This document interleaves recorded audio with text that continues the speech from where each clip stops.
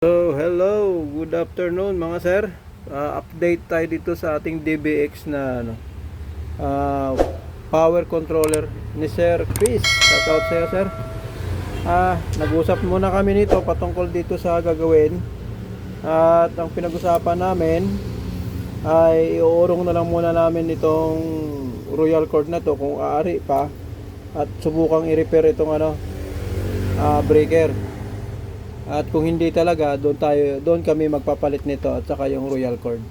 So nangyari po pala dito mga sir ay na overload nga talaga siguro kasi sabi niya 6 na power amp ang ikinabit niya dito, 2 pang sub, 2 pang mid, 2 pang tweeter or pang high.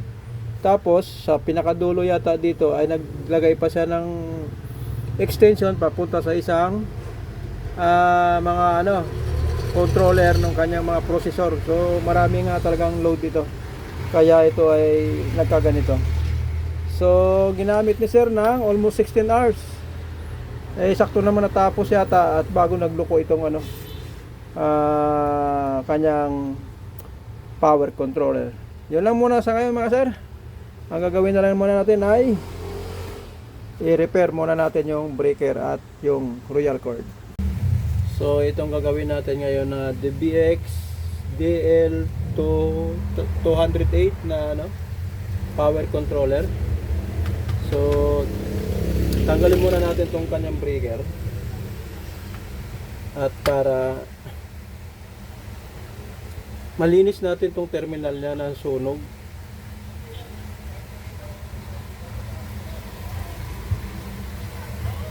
Okay. Ayan o.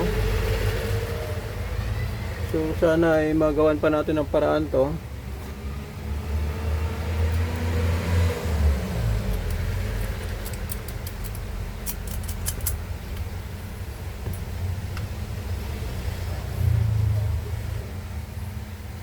Sprayan muna natin to ng W40.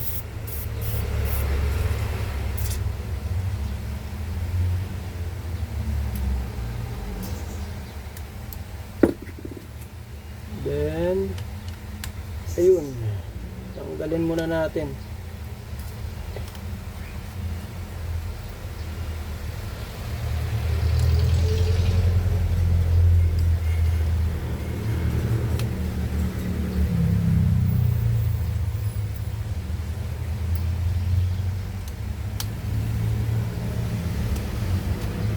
Okay. So itong load side niya ay copper copper yung kanyang ginamit na wire.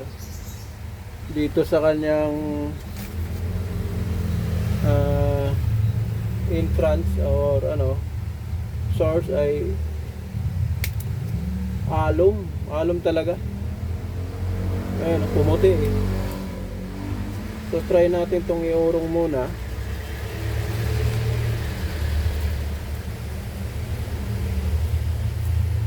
Baka sakaling pumuwidi pa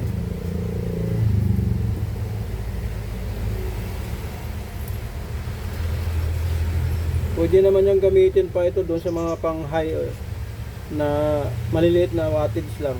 Wag lang doon sa kanyang pang sub kasi yung isang pang sub niya daw ay 84,000 ay laki nun.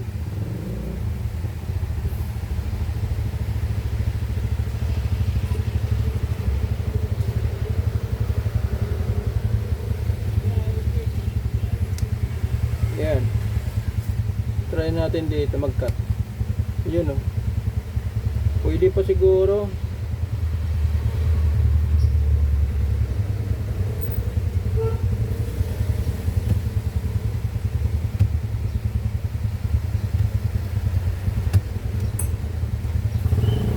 Yan Plated lang siya ng tanso pero along talaga siya. Sukat natin dito. Yan.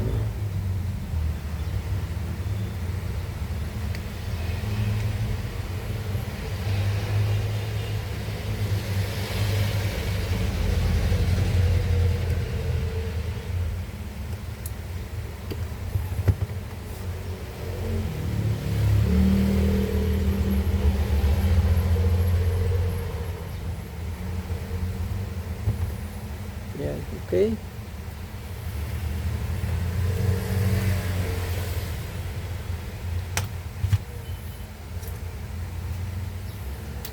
Ito ay nag-abo talaga eh. Oh.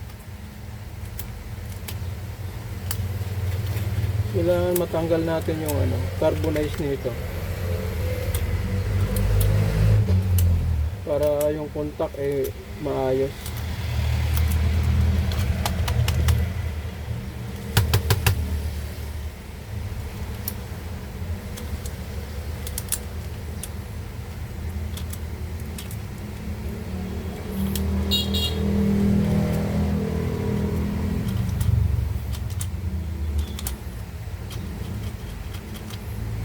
So, kiskisin lang natin maigi itong sunog mga sir. Pati dito sa ilalim na to. Para pag ibalik natin yung wire ay makakontak sa na maayos. So, ayan mga sir, linis na natin. Napalutang na natin yung brush dito. Yung parang kulay tanso. At ngayon, kakabit natin muna. Linisin muna natin to.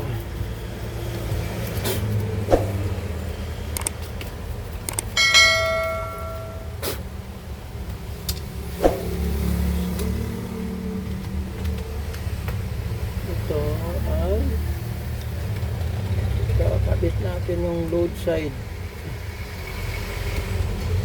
Load side.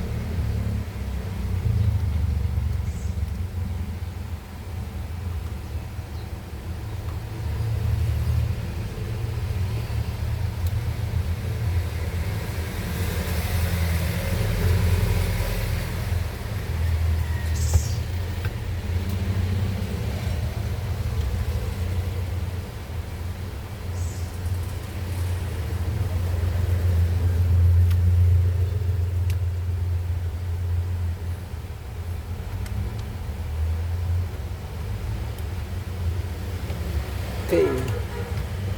Next ay itong source natin.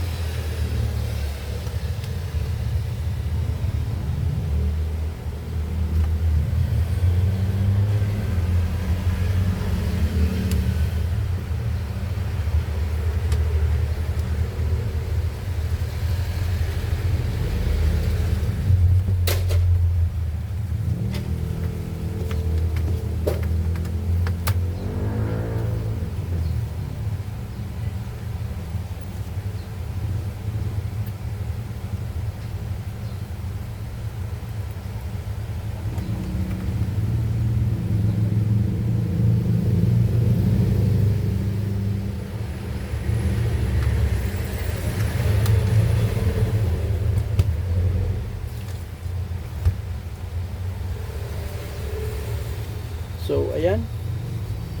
Higpitan na lang natin itong lock na kanyang royal cord.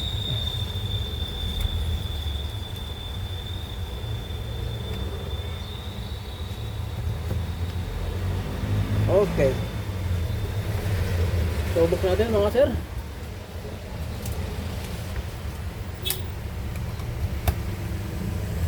Then, ayun, meron tayong nakalagay dito na source natin ay 240 volts. Then power on. Ayun, nag-click na yung isang yan o. Isa-isa silang nag-on yung relay. No? So nag-on yung relay.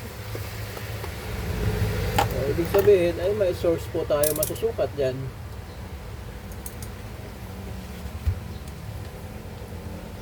Ayan, meron tayong 240.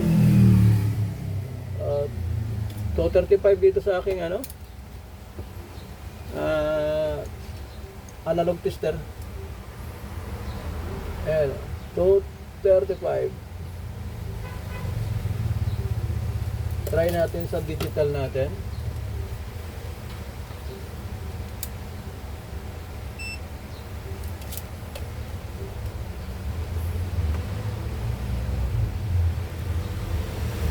So 39.2. So tama naman yung kanyang ano. Oh, ito, isa nagtuto 40. Sakto naman to. So medyo list lang tayo dito ng 5 volt sa analog. Siguro may na ng baterya niyan. Okay. So mapakinabangan pa ni Sir Chris ito. Shout out sa iyo Sir Chris or Chris Mini Sound. Ito yung power controller na. So ari pa niyang gamitin to doon sa mga low wattage lang na ano, na mga load. Wag lang doon sa power amplifier kasi medyo mabigat na talaga 'yon. Dalawang ano, yung isa kasi ay ED4000 na pang sub niya. So mabigat na 'yun. Okay. So ito, gumagana na. Pwede nang kunin ni Sir Chris. Thanks for watching guys, and don't forget to follow.